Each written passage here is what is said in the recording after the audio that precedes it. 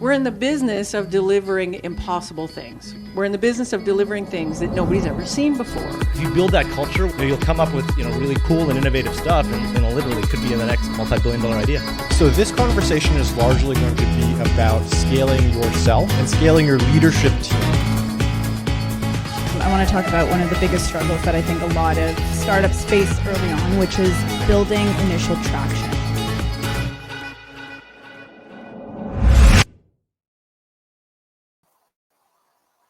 Hello, everybody, and welcome to Marketing TO. It's been a while since we've all been here. I know we have a lot of new faces joining us for the first time. If this is your first TechTO event or your first time joining us for marketing, hit some emojis on the side of your screen now. I know there's some hearts, some celebration faces. There's going to be some minds blown today, so hit those emojis. Let us know if it's your first time here, and let us know where you're tuning in from. I saw earlier we have some Ontario representation, some East Coast representation. I'm seeing Monica from Mississauga in the chat. Great to see you all and have you all join us today. We have an amazing show, the first show of Marketing 2021. How exciting that you're all here to join us. But before we get started, I have a few surprises to let you know about.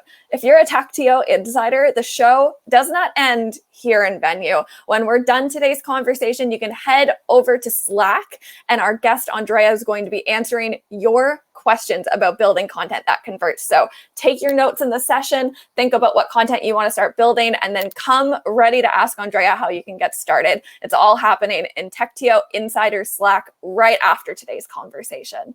And if you like today's episode and you want to come back for more, you're the first to hear who else is coming up in this series. So let me, if we get a little drum roll, I know I'm doing my own drum roll, maybe at home you can give me a little drum roll.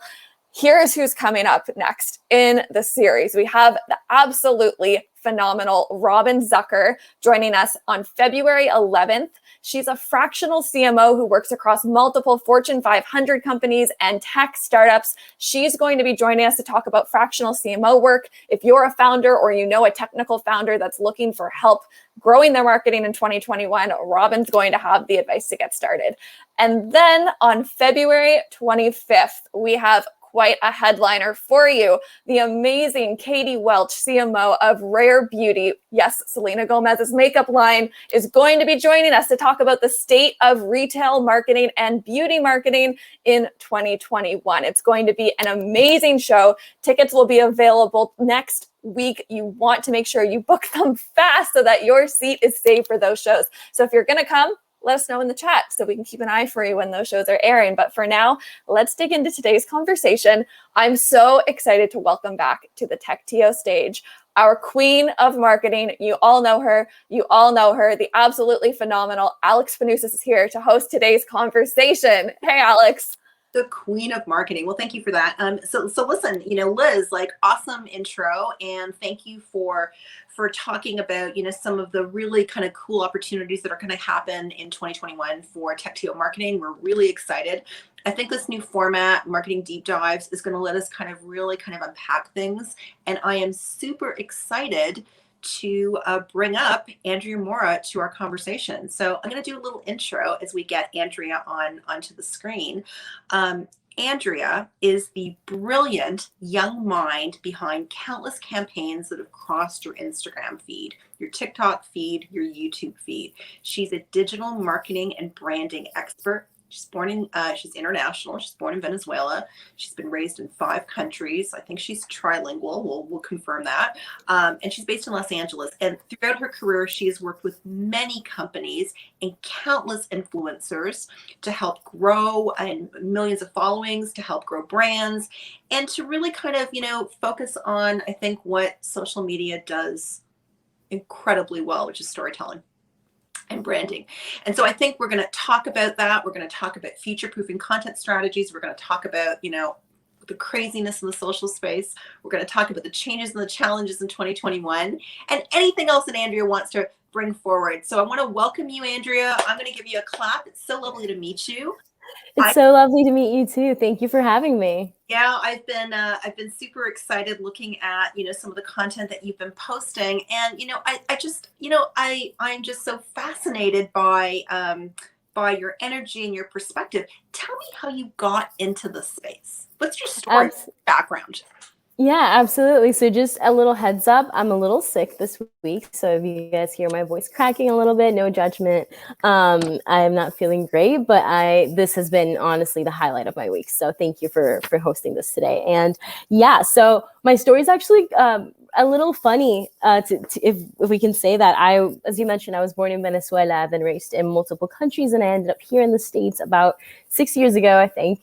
And I went to school in Florida at Full Sail, and that's where I was pursuing my bachelor's in media communication, which is how eventually it led me to the marketing industry. And one day my parents give me a tough call, and they're like, hey, we actually can't afford paying your college anymore. We're having massive financial issues right now, so we don't think we can make the deadline. And if you're an international student, or if you know about international students here in the US, the second that you're not able to keep pursuing your studies here, your student visa basically cancels out and you have to go back home. So that for me was worst case scenario, because the industry back home, and home would be Panama. That's where my parents reside in. It's completely different than here. I feel like now they're starting to get into TikTok. Well, we've been on it since 2019, right? So clearly there's a disconnect in the tech industry. And that was the worst case scenario for me. And I don't know how we got from point A to B, but turns out that a bunch of my instructors and professors at school knew how much I wanted to pursue that, and how much I loved the industry, and how much I loved my studying. I was valedictorian graduating as well. And they sent in a note to the dean and basically said, hey, just give her a little bit of time to be able to pay the school. So basically it ended up being me having 2 months off of school. And during those 2 months, I really had two choices. Either I sit down in bed depressed because you're not allowed to work with a student visa, or I would pursue some kind of underground side hustle or something that would keep me motivated and keep me and help me help my parents eventually pay off the school and all of that stuff. So I got approached by this this online publishing platform called the Odyssey. And what they do is basically they have a lot of chapters in different universities, and you can create video content for them and articles. So I started off copywriting, and clearly that's not my strength because English is my second language. I struggle a little bit with grammar and all of that stuff, but they still loved it. They loved my perspective. And it went from copywriting all the way to video, and they started launching their video platform, which helped me. They flew me out to LA that same month, and I was able to produce a bunch of content for mega influencers. And I was around 17 at the time. So that was a pretty good opportunity for me. I got to see VidCon firsthand. I got the chance to cover everything. And that kind of that's what got the ball rolling for me. After that, I just couldn't stay away from this industry and the storytelling. So that's how I ended up here. Yeah, so tell me, what is We Shape This? Tell me about that. Yeah, absolutely. We Shape This is my social media marketing agency. It's a Gen Z focused agency, which hence the name We Shape This. We shape this new generation of consumers. And the reason I started it in the first place was because, like I said before, there's a big disconnect in the Latin American educational system and the one that we see here in North America. The industry is definitely not like that. And I feel like it's due to the lack of education and lack of representation that Latina women have in the industry, let alone Gen Z Latino women. So I want to make sure that whatever it is that I'm doing here, I'm also able to translate. And I've actually gotten the chance to work with UMG and Warner Music Group as well in Latin America. So we're starting that up. Amazing. Yeah. Oh, so tell me, how did you find your distinct voice? Yeah, that's a great question. I feel like it took me a while to really put myself out there in the way that I wanted to put myself out there. And the way that I did was I tested everything. I tried from YouTube to Instagram to TikTok, and TikTok was really what made it for me. I was actually part of the team. So they have a bunch of agencies. They outsource to a lot of agencies. And I was one of the teams that was able to spearhead their user acquisition here in the US and in Europe and Southeast Asia. So I spearheaded all of those campaigns basically to get them downloads and to raise that brand awareness back in 2019/2020. And that's basically why TikTok came up the way that of course, there's other reasons like the democratized algorithm and how any creator could go viral. But I was part of the team that did that. And while doing that, I realized so many different avenues that you could take for content, So after that, I landed on, okay, I feel like I work better if I'm able to relate and really embody what my target audience is struggling with. So instead of putting content out there, like if I come up to you, for example, and talk about if I come up to my target audience and talk about UGC and paid media, they're like, what the heck? But if I talk to them about, why you should use your customers' photos for Facebook ads, like it's so much more simpler for them. And I think that that's what really made it for me. That's where I could find that disconnect. I would agree. I would say that you've been incredibly, I would say, very practical. The solutions that you give are very accessible. And I think you've done, an excellent job kind of unpacking some of the complexities. And, sometimes people get scared in the space. I'd love to ask you, so, content marketing has gone through, if we think about, Google's been around for 22 years, 2019, 2018 was the beginning of the sort of, the TikTok was born. We're growing into this kind of, next generation of content marketing developers, content marketing storytelling, content marketing business. Tell me, as you think about the state of the industry today, give me your views. Like, where do you believe, what do you think is going on? I mean, historically, we've always seen that the higher production value, the more conversion something brings in. Like we've all seen these incredible ads in the Super Bowl or like online, right? And I feel like nowadays, especially with my generation, I'm a Gen Zer myself as well, I'm 23. Like with this new generation, it all revolves around transparency and relatability. So I think that's one of the things that people usually ask me. It's how can I make my content viral? And that's where I stopped and I'm like, wait, don't think viral, think shareable, right? So anything that's shareable, anything that's relatable, which is why whenever I work with paid media teams around the world with marketing teams, I'm like, I push back against the highly produced things because although it works, I feel like nowadays anything that looks like user generated content will drive the most lead gen and conversions. Because when you're scrolling through these feeds, right, you don't want to have anything take you out of the flow of anything, right? So when we're going through these feeds and we come across something that's highly produced, it takes us out of that autopilot mode. And although that's kind of like what you would want, for these users, that's not what they want. That's not what they buy, right? But if you put Yeah, and so do you think, so I think it's interesting because before 2020, pre-COVID, I think there was a lot of what I would call slickly produced. It's kind of the perfection of Instagram that, kind of really kind of, highly curated, highly produced. And then it's almost like, I don't know if it was TikTok and it's stake in the ground, or frankly, if it was a combination of the cultural societal changes that have happened in 2020, where we are embracing messy. Like, we want more authentic. What's your view? And kind of tell me from a brand perspective, what advice would you give them in that, like, they're thinking about their various content strategies and they've got to do, Instagram and Facebook and TikTok. What advice do you give them to try to kind of, show up and be shareable? Yeah, so I'm all about repurposing content, right? I'm all about, okay, if you record a video, make sure that you can use the audio for a podcast, or if you record a video, make sure that it's like zoomed out enough so you can cut it and have it vertical for social. But then again, we need to think about the fact that all of these users, there's different demographics for each of these apps. There's different content that converts on each of these apps. So my main focus has always been and will always be social listening. It is so important to make sure that we're always on top of comments and DMs and requests, because your audience will straight up tell you when they like something or not.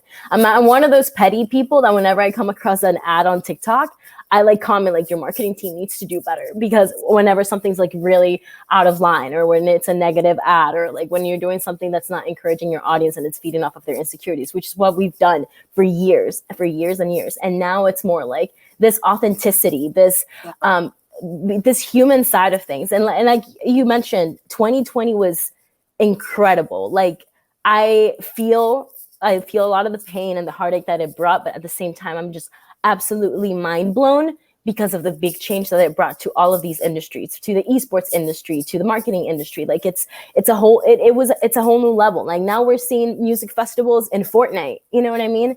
So It's definitely a mixture of social listening and understanding and staying up with these trends so that you can relay a message that's relatable to the current climate. I feel like, yeah. So that's incredible, and I think you're exactly right. I mean, if we look at Travis Scott on Fortnite, if we look at I don't know, the #1 song last week on Billboard was born from TikTok. If Yep. food culture, if we look at travel culture, if we look, I mean, there's just so many. Even just popular culture, TikTok is at the forefront of that. So help me. Give me some advice. So I have a B2B company. I'm focusing on, a particular sector. I'm driving commerce. I know that there's an audience on TikTok. There's an audience on Instagram. There's an audience on potentially on, I don't know, maybe LinkedIn too. How do I create video content? Yeah, absolutely.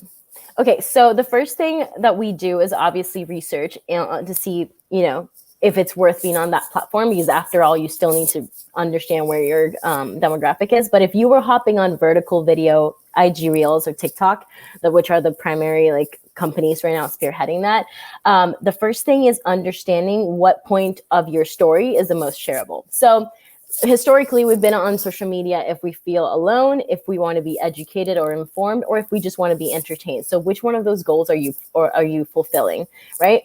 After that, we think about, okay, so let's say that your company, it's an e-commerce company and whatnot, but there's always a story behind it. Remember, people buy stories. So what's a couple key points that we can capitalize on in terms of stories? The next thing is personal branding. So I have this argument constantly where companies come to me and they're like, yeah, but we're like a company, we can't have just one face. And I'm like, I get it, but your retention is going to be so much higher if we scroll through the feed and we see the same person constantly. Mm-hmm. It's the equivalent of me bringing in new people to my TikTok videos. I have a small following there, around 50,000, but I was able to grow it consistently since last year. And basically, it's finding that storytelling and that personal brand that could really represent you. I think a brand that's really killing it right now is the Washington Post on TikTok. They have one guy show up in all of their videos. They're a massive company, but still, people already recognize the guy, right? And the way that he showcases news and the way that he showcases any sort of trend, he literally hops on it. So it's also understanding the current climate. So if I was a brand right now, I'd be all over the For You pages. I'd be all over the hashtags and seeing how I can grab a viral trend and adapt it to my brand so I can make content for that. Another thing that's very important, especially if you're planning on launching any sort of paid media, is that whenever you work with influencers or content creators, you make sure that all of the content that you're getting out of that, so anything that looks UGC, you actually utilize it for your paid media rather than content that's made in-house. Mm-hmm. So those are just a couple do's and don'ts. I feel that's what's really helped me scale some businesses and scale my own brand. I got to 10K on TikTok within 2 weeks because I posted 3 videos consistently and my storytelling approach was so quick and digestible that it was easily shareable for people. So after that, I just stopped creating for a while and went back to it in September, and I've been able to grow 30,000 ever since December, and have been able to grow 30,000 ever since. So it's all about that consistency and the storytelling. So I think that's a point. Consistency, constantly what I would call traditional branding, right? You've got a brand, make sure that you leverage it and do it in a way that your user base will understand. Give me, I have so many questions, but one of them is, I think what TikTok has also been able to do very successfully is pick up on some kind of, both pick up on and create some cultural moments. What's Cranberry guy, Cranberry skater boy guy, right? And so you see some of the, and then brands will ask, how can I be part of that cultural zeitgeist? What's your recommendation? What's your view on that? How do you lean into a platform like TikTok, or also, I don't want to just be TikTok, a platform like Instagram? How do you lean in based on the conversations that are happening organically there? Yeah, absolutely. So let's talk a little bit about Dogface. His name is Dogface. And the Ocean Spray brand. if I were to come up to you, Alex, and I come to you and I go, hey, so I have an idea for a campaign, and it's this guy with a tattooed face on a skateboard playing Fleetwood Mac with an ocean spray bottle and drinking from it. It'll be a $500K for this campaign. You would probably look at me and be like, get out of the room. Like, you're not a marketer, like leave. But because of the organic side of this, that's truly what made it. And this is where we see this is when I notice whenever a brand has an active marketing team on social, and it's if they take advantage of that and they capitalize on that, you're able to not only create a viral moment and a huge moment in the marketing history, but you're also able to really take that and later scale it to something else. So what Ocean Spray did after that, they bought the guy a car. He's like a longtime ambassador for them now, and all of that. And imagine if they would have never said anything. Yeah. Like imagine if they, It's a great example. Give me you mentioned the Washington Post is doing a really great job. Give me another example and tell me why. Absolutely. I think, let me think of brands that are on TikTok that I think are killing you. The Washington Post, Sanrio is really doing a good job. And it's also a great example for people who have products that they don't know how they would tell stories behind it. So Sanrio is the brand that has Hello Kitty in it and all these other characters, right? So what are they supposed to do? Like animate Hello Kitty? No, because the content will most likely flop, considering Hello Kitty has had TV shows and TV series, and people would feel like they're repurposing it. So what they're doing instead is they're literally dressing up with like the characters. They're giant versions of Hello Kitties and other characters, and they're dancing, like they're hopping on every single viral trend. It's a bit crazy, but it works. Yeah. I never thought that I was going to go one day on TikTok and see like all of my favorite childhood characters just like attempting to twerk and do all these things. But here we are, right? So I think it's all about that. It's about finding people always go for viral. I want to go viral. I want to go viral. But viral actually hurts you if you don't have a plan to go off afterwards, which is why whenever my friends come to me and they're like, Andrea, I have this great story about how my ex-boyfriend cheated, because there's a section on TikTok called Messy TikTok, which is basically like juicy stories. And they're like, yeah, I want to post this because I know it'll go viral. And I'm like, okay, but what's your goal on social? Oh, I have a soap business. Girl, what? Mm-hmm. No, like you're going to go viral for the wrong reasons. You're going to attract the wrong target audience. And then by the time that you're going to promote your soap, you're actually going to be left with like your engagement's going to completely flop, and the following that you've gathered will be for absolutely nothing. You know what I mean? So it's really understanding that viral doesn't always mean good. Viral will only be good if you really capitalize on that and build social buzz, which is what eventually with that social buzz, you can scale to lead gen and conversions. So if Ocean Spray wouldn't have done anything like that, like if they would have just stayed quiet and completely ignored the moment, do you really think that all of the shelves would be like completely blank? Like I still can't find the cranberry juice that I like because they're still running out. Right. Exactly. If they wouldn't have responded to the creator and said, thank you for all of his help, our generation would call them out. And we called them out because in the beginning, all they did was got him a car. And like, dude, this guy should have shares of your stuff. Like he really made this happen for you. And it was like the biggest sales that they've had forever. So it's really understanding how you can capitalize off of that and how you should keep riding that wave and not necessarily repeating it to the point where you're constantly doing the same thing and beating around the same bush too much, but really understanding and seeing that as a key performance indicator. And then you can be like, okay, I can maybe repurpose this, or I can maybe do something else with it. So I'm not like annoying my audience, but at the same time, I'm really capitalizing on my KPIs. Yeah, no, I think that's fabulous. So I run an agency, and one of the things that I struggle with in the content space is that kind of, like everyone has an idea, and I think that's great. I think we need to have different voices. I don't think playbooks are, to your point about the virality of TikTok. I think you have to throw those playbooks out and you have to understand what's going on. But when it comes to things like thought leadership, and kind of helping guide a client, I think. Give me some examples of, where you've seen, messages go wrong, where you've seen, and what advice do you give your clients about being successful in this business. And I think you've given us many, right? You've talked about virality. You've talked about shareability. You've talked about don't just do it for the sake of doing it. You got to have a purpose. You got to have a KPI. It has to be right for your brand. Tell me some other things that you've explored, maybe areas where you failed, where you've been able to learn, and how do you kind of share that with clients? Yeah, absolutely. So I think that a lot of it has to be with the fact that we try to do everything all the time and we don't realize how much that hurt us. When you do everything, it's you do nothing, right? That's why whenever young founders come to me and they're like, hey, how can I have my own company? I do social media, I do web design, I do branding, but I also do like app development and I do all these things. I'm like, slow down, choose one that you can go of and really like have those case studies strong enough so you can attract clients with that, right? And on social media, it's the same thing. If you don't have expanded in like really clear content pillars, your brand is eventually going to come to this point where it's growing and it's going to stop growing because there's so many people doing the same thing except they're specializing on it. So people are most likely going to go there instead. Pardon me.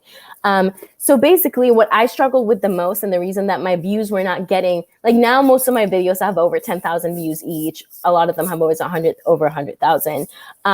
And really, like, I'm not an influencer. I always tell people I am an educator. I'm just here to educate. And I then use this as a lead generation platform. And then I have my actual business where I coach creators how to do the same thing. And I have my social media agency and all of that. But in the beginning, I was making marketing videos, but also like business tips, like just overall in business and accounting tips, because I've learned a couple of things about accounting, and then like packaging videos. Like, do you see the disconnect? Like, yes, they're on the entrepreneurship umbrella, but they're completely different content pillars, right? Mm-hmm. And then I told myself, okay, I'm just solely going to focus on marketing and on mindset. Mindset is great because it's motivational. It inclines people to follow you faster because we're constantly looking for that motivation. And the education is great because I'm constantly adding value. So if you're a founder and you're watching right now and you're wondering how to get started on TikTok, really find what two or three at most of your content pillars you're going to be going for or developing, and then have clear understandings of how your audience speaks. I feel like because we're so caught up with the industry jargon, like I mentioned earlier, for example, if I were to go up to the business owner that has no clue about marketing, has never worked with a marketing team, and if I go up to them and I'm like, you should utilize UGC for your paid media, they'd be like, I should utilize what for my what? You know, when I could clearly just say, you should utilize your customers' videos for your Instagram ads. And they'd be like, oh, okay, right? So it's really getting rid of that industry jargon. So if we were to talk about the anatomy of a viral video, this is what I usually tell people. There's a formula for me, and it's go to your DMs and your comments and even like what your friends and family ask you about your industry, then have that, delete the industry jargon, and then that answer will be your piece of content. So instead of me saying the UGC and the paid media, I would say customers' videos that you could utilize for Instagram ads. And then it will be the title of my video. And then people come to me and they're like, yeah, but my competitors know that's not, your competitors are not your target audience. You should not be catering to them. It's not a competition of who knows more in the industry. You are serving your target audience. So if that's your fear, I would evaluate where that's coming from. Because that was my constant fear before. It's like, dang it, if I post this video and I phrase it like this, all of my marketing friends and marketing mentors are going to think that I'm like an idiot and I don't know what I'm talking about.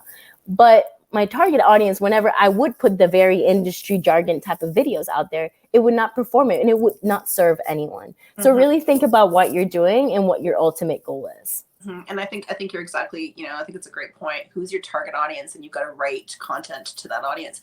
Tell me, so give me some advice. I'm a small business and I've got a limited amount of money and I need a social strategy. And so I've got multiple platforms. How do I decide what platform I'm on? And just give me an example of I don't know, maybe just a brand that shows up differently in TikTok versus Instagram, just so that we can understand the difference. Yeah. Okay. So if you're a small business and you have a very limited amount of budget with your content and all that stuff, the first thing I would ask myself as a business owner is, where is my audience at? Who is my target audience? Are they like 18-year-olds? Are they 45-year-olds? Because it matters where we show up, right? Sometimes I see a lot of businesses putting up so much energy onto apps, and then I ask them what their target audience is, and it turns out that their like target audience has been hanging out in Twitter and Discord, and they're out here on Instagram posting lifestyle photos when they're clearly in the tech industry. And I'm like, what are you doing? Right. So really understand where your target audience lives and what they do with that time. It's like, you know, the whole market research and your target audience research, which may sound a little bit boring, but it will truly define, it will eventually help you understand where you need to cater your energy to. After that, I will say that I feel like last year we saw that. This year, I think we will see that with even more power behind it, and it's vertical video.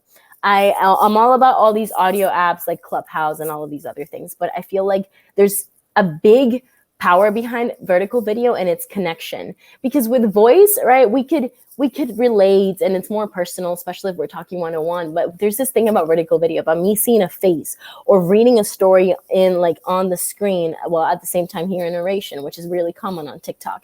Like there's this power that vertical video has that I feel like a lot of apps that don't prioritize vertical video are staying behind. And honestly, there's reasons behind that. Like horizontal video, for example, anytime we see a horizontal video, our brains go back to Netflix and they go back to the movie theater, and we expect that we're going to see this long thing, which makes us exhausted right off the bat just by seeing that something's horizontal. Whereas with vertical video, we're already so used to this ephemeral, really easily digestible content that whenever we scroll, we watch it anyway, and we don't realize like IGTVs could be 60 minutes. Like that's a lot, right? So there's this power behind vertical video, which makes people feel more connected, and they also make it feel very quick, therefore feeding into our Gen Z attention span. Yeah. So yeah. That, you know, and the Gen Z attention span is, you know, shorter than what a goldfish has. Like it's very short. There's lots of, you know, different ways. And I think TikTok has taken advantage of that insight. But what about the challenges around that? Doom scrolling and honestly, like, you know, after the year that we've had last year, there's just been so much shit, like literally in social. How do brands protect themselves? How can you make, you know, I don't know, force a good and force a change? Like I'm a big advocate of like, I want social to rise, and I feel like TikTok and Clubhouse, and like, I'm open to lots of, but how can we make them better? So what's your view? What happened last year? Where did we go wrong? And how can brands do better?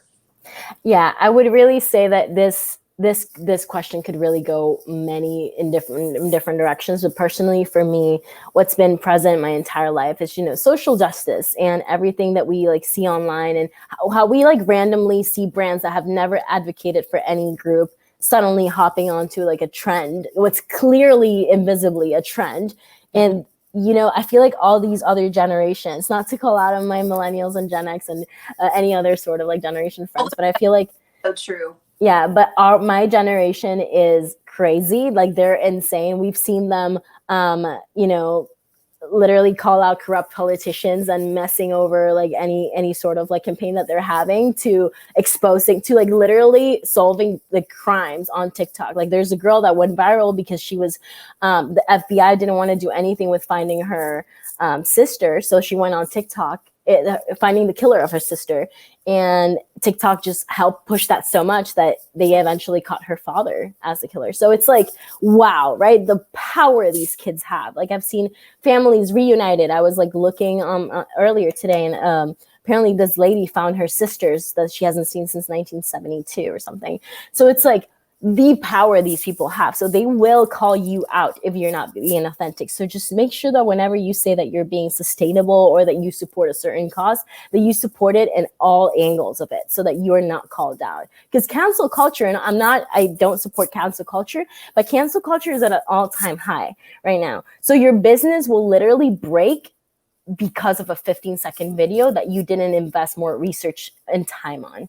So I would just say be really mindful of that. And how do you do that, Andrea? Like, how do we know what's right and what's really, it's all about social listening. I think that I say that a lot, and it may sound really fluffy and woo-woo, but it's all about social listening. It's taking the time to scroll through your comments and DMs and emails and anything that your audience is telling you, like, hey, watch out for this, or even your ads. Like, people don't realize how much info comes from the ads in the comments. Like for someone like me, for example, I'm always calling out companies that I don't think are using a really good vision of themselves, like Facetune, for example. I really hate their ads. They capitalize on women's insecurity, and most of them are like transformations of their face, like before acne and after without no acne on their face because of Facetune. Like, that's terrible, and I call them out all the time on social media. It's like one of my hobbies.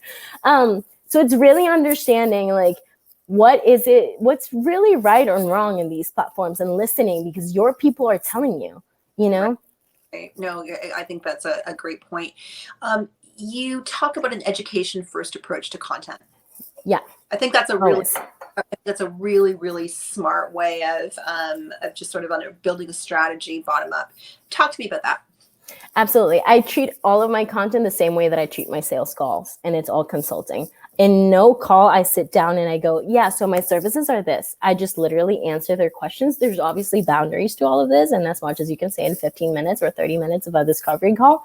But all of my sales calls are just consulting and just telling them. And people will naturally go, okay, I want to work with you. How can I, what's your pricing? And then there's a follow-up, right? It's the same thing with content. If you show up on social media and you're asking, like, what is that? You're not adding any value and you're asking me to buy from you. You're not adding any value and you're asking me to become your new client or customer. Like, that is, I feel like it's not such a fair exchange. So the least that we could do is share our expertise. And I feel like that ultimately shows, it's a marketing strategy as well. It's, the expert and authority marketing strategy, where I phrase myself as an expert in people's heads, which I am, but it's also, you have to let them know and have that image in their head. So I always take an adding value approach to all of my content, and none of my content really has like, oh yeah, like if you would want to work with me. No, it's literally a skit of 2 different characters, and it's me in both of them. I wear my beanie in one of them, my Pokemon beanie in one of them, and that's where I'm acting as a client. And then I wear this red blazer and a black shirt all the time, and I'm the marketer answering the question. And then after that, I just add a small call to action, which is like, follow for more. I make content like this every day. And that's the only thing salesy about my videos. And it's really gotten me a lot of social buzz. And I think that that's really where it comes to on social media. It's adding value, and then your audience will support you in return. So let's be very prescriptive, because I know some founders, there are some people that have new and small business, they're looking for super practical advice. They don't have a ton of money. And I don't necessarily think they all kind of understand either the technology or the virality. So give them some practical advice. If there were 3 things they're going to take away from today, what are the 3 things that you want to convey? Okay. First of all, vlogging style of content will most likely get you further than a really highly produced thing. So if you don't have a ring light, just find a source of light, like a window. I don't know why I struggled with that. A window. And just set your phone vertical form, not horizontally. Just set your phone and start recording videos. And how I want you to record them. So anyone that's in right now in the audience, I can't really see you. I'm in the back end, but anyone in the audience, my challenge for you today would be to grab your phone in vertical form, and then understand, like, if you know what your target audience is or what your industry is, grab a problem that people usually come to you for. And obviously all these problems will always have multiple solutions, right? So that means that, like, if people were to ask me, like, how can I help my TikTok engagement or my Instagram engagement? There's clearly so many things I could say, which means there's clearly a lot of videos to come out of this, right? Then delete that industry jargon, and there you have your video idea. Mm-hmm. So for me, like Instagram, how to boost engagement, I would say create more video content, take advantage of the Instagram Reels, interact with the comments, aim for saves and shares, not likes and comments. Like those are 4 ideas or 4 ideas that I could create 4 videos out of, right? Or even more. So grab your phone, no industry jargon, target one problem and the multiple solutions it has, and just talk about one solution. Series tend to perform better because it keeps people, coming back, and it keeps that retention. So don't give too much right off the bat. You're going to overwhelm them. Just focus on one tip at a time. And for the CFOs, the accountants, the very practical kind of founders that are on the phone, or on the on this platform, one of the things that is a big theme in 21, socialist commerce. Socialist commerce is sort of taking over in terms of how to sell. And I think you've given us some really practical ways. Like, be careful of that. It's about forming a community connection. But talk to me about ROI. Like, what have you seen? And I would just love your view. Like, what have you seen? Who's killing it in the space? Give me an example of someone that's just like on fire right now. Yeah, absolutely. So I feel like for ROI, we really need to, like, let's talk about ROI a little bit, because I feel like we all see it differently.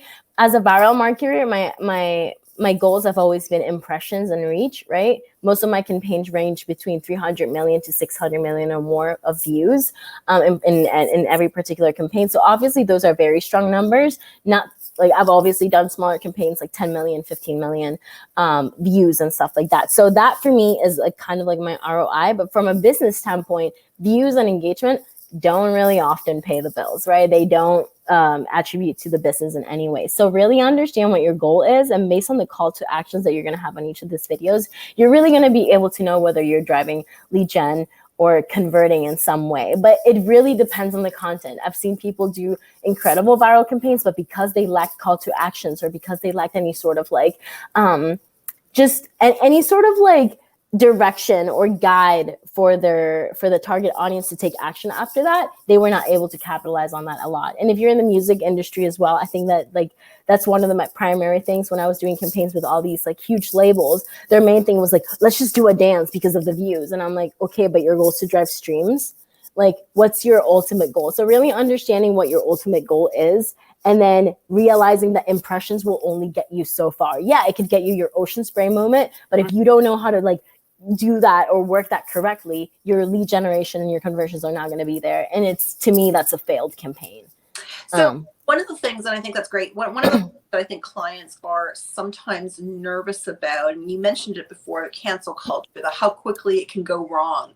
So if a brand has fucked up, or a brand has done something that they shouldn't have, right?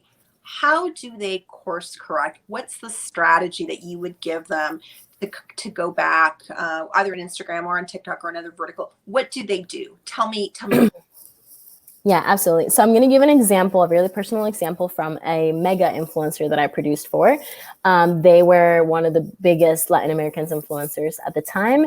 And I was with them I grew them from 3 million to 12 million subscribers in 10 months. So they were pretty big and whatnot. I'm not allowed to share their details or names, but the really big issue behind the controversies and the major problems that she had online was that they would apologize and they would put up this like really sad apology video, but then the one thing, like the other video that hurt her, and that was the reason that she was like in such issue, she would not take it down because it was generating money for her on YouTube in the back end, right? So I've seen so many brands apologize and come out with like a really apologetic video, but then that one thing that caused a problem in the first place, they refuse to take it down because they see that, like, oh, even if it's shit talking, then they're still talking about it, and it's still press. No, not with this generation, you guys. It is not like that. You will literally, like, last year with Black Lives Matter, so many brands were apologizing for their leadership and not supporting the movement and not being part of the movement. And in fact, one brand was caught apparently like calling the police and sending them in front of their stores. It was like a clothing line. And their team came out saying, hey, like, yeah, sorry that our CEO is an asshole. Like, we're sorry. But then they did nothing about it. They did nothing to fix the issue. They did nothing to stand up and be accountable for it. So apology videos mean nothing if you're not taking true action. Yeah. I think that's the key, right? Take action, be smart about it, be authentic and be generous. And be vocal about those actions too. Because there's yeah. Because press won't come out there advocating for you. What press wants, not to disregard any PR person, but what press wants is ultimately the same thing that, viral marketers want, which is the views, right? Except it's the views, it's the people talking about it, it's that buzz, it's like, that gossip and whatnot. But I feel so they will definitely not be like, actually, like this brand was able to salvage this and now they're supporting this cause. Like they're not going to do that. Trust me. So just grab a video, apologize, fix that one thing that you said you were going to fix, and tell us what your next steps is to keep these from happening. Exactly. Communicate. So look, we're coming to the tail end of this, and we want to open it up for networking and questions. But before we do, I want to do some fast questions with you. So first of all, favorite social media platform? TikTok. Crunchy or smooth? Smooth. East Coast or West Coast? West Coast. Dogs or cats? Dogs. Birds. What do you think of Clubhouse? I like it. Why? I think it's a great tool for lead generation. I don't like it from a content standpoint. What's the next biggest trend in social? The next biggest trend, I would say narration and storytelling, specifically narration. If you guys are on TikTok and if you've heard the speak text feature, you guys know what I'm talking about. Speak text feature. So tell me the most incredible software that you're seeing in the social space right now. What is it? Ooh, that's a great question. I'm trying to, let me think about it real quick. Because I've seen a couple already. Copy.ai. It's a great tool for, if you hate writing captions for your stuff, you just tell them the subject and they'll generate a caption for you. Copy AI. Awesome. Listen, Andrea, oh my God, you are awesome. Wow. Thank you so much. What a force. I cannot believe you're 23 years old and you are so accomplished. I think you are beyond killing it. And I'm so excited to have gotten to know you. I hope that our community, our TechTO marketing community, got a ton of value out of today. You're just incredible. Thank you so much. And now I'm going to flip it to Liz to take us through how we get to networking right now. Alex, Thank you so much, Alex. I have to tell you guys, the audience is going nuts for this conversation. I think everyone's leaving with a notebook completely filled with how they're going to make vertical videos as soon as this is over and how they're going to start making content. We have a few questions from the audience that I think will be fun to dig into before we open up for networking. So let me throw a few of them at you. First, do you think that TikTok is a place for every industry or just some? That's a great question. I feel like if you're able to attach it to a personal brand, it could be. My clients range from literal glass making and fire making with glass, something like that. I don't understand exactly what it is, but she makes really sick sculptures with glass and fire. That's all I know. To Grammy Award musicians, to a huge DJ, to a witch, like literally, like she makes spiritual content, not a witch, but like spiritual and light work. Like my clients are like all over the place, and we've still managed to make them all viral and all resonate and have a lot of like a big presence on social. But that's a great question. I'm just going to add quickly that, you know, one of the things we've seen in the last year for TikTok is the velocity around, like it is not just a platform. It is a platform that is driving incredible reach. And I think that's continuing to grow. So it's find your audience is an art and a science on TikTok. Yep. And I would say hop on it as soon as you can, because I don't see this democratized algorithm being there forever. Clearly, they launched their creator fund. And what that means is basically, you know, the same way that YouTube monetizes, it's going to be very similar. So that means that they're going to start decreasing engagement so that only people with engaged communities can keep growing and benefit off of that creator fund. That's just a prediction. Yeah. So I think by like the end of 2021, it's going to be really slow again. I'm going to say people should be listening to that right now. I think that's one of the biggest takeaways, especially if you haven't gone into TikTok and you want to, because they are going to change it and the commercial model will shift. Yeah, 100%. The time is now. If you're listening and you're doubting, this is the sign you've been waiting for to try and get started. Another question that we got earlier, going back to the point about social listening. What is an organized approach to getting started with social listening? So maybe like, what are the first 3 steps you would take to start executing a social listening strategy? Absolutely. So I would have, the first step is always like knowing what your target audience is. If you already have access to any sort of analytics, or you don't at all. So if you have access to analytics, I would say connect it to a tool, like for example, Sprout Social, Hootsuite, or like later.com, in which you can see like all of the comments. If not, you can obviously scroll through it. and just start understanding what's going on your feed and on your competitors' feed. And by competitors, I don't mean the other small businesses doing it, because maybe they don't have as much traction to really give you those answers. But for example, if you're in the clothing line industry, go check out what Forever 21, Urban Outfitters, H&M are doing, because it'll give you most likely like industry standards as to what's happening. They're always being called out on some different shit. So like, it would not surprise me. So obviously those are the do's and don'ts, right? The next step is really taking advantage of tools that are online. I love utilizing Answer the Public. AnswerThePublic.com. It's a great tool where you just type a subject and it'll tell you what people are asking around that subject. So if I were to write TikTok, I'm pretty sure that I would find questions like, how to use TikTok, or what are TikTok ads? How can I go viral on TikTok? Like stuff like that. That gives me some tool, that gives me some idea of what content to create. Another tool is obviously Google Trends and any other of these publications like Social Media Today or Influencer Marketing Hub. Just really see what your people are talking about so you can create content around it. That's a great list to get started. I think anyone could watch today and go do that immediately following this call. And then another big thing is scroll through your For You page and through your hashtags, even on IG Reels or on TikTok, on Twitter, on Facebook. Just scroll through the pages and just see what they're talking about. Yeah. If you see a constant subject after like the third time that you see it, it's most likely a trend. Mm-hmm. If I see a trending audio, it's probably because I heard it 4 times on my For You page. Mm-hmm. So. Mm-hmm. Alex, do you have anything you want to add to that point? No, but I think public is one that I think is incredibly important. I think TikTok is also going to be they will be leaning more into analytics and insights as they evolve the product. So look for updates there.